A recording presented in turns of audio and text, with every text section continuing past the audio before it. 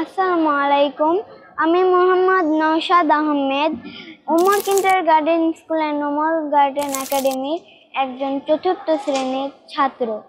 আমি একটি কবিতা বলবো। কবিতার নাম জন্মভূমি। লিখেছেন রবীন্দ্রনাথ ঠাকুর।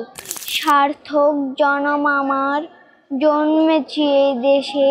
সার্থক জনম মাগো, তোমায় ভালোবেসে। জানি নে তোর ধন রতন আছে কিনা রানীর মতন।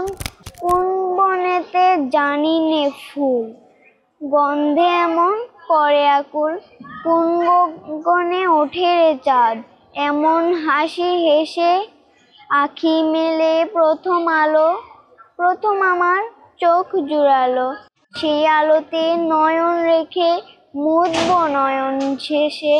সার্থক জনম আমার, জন্মেছি এই দেশে। সার্থক জনম মাগো, তোমায় ভালোবেসে।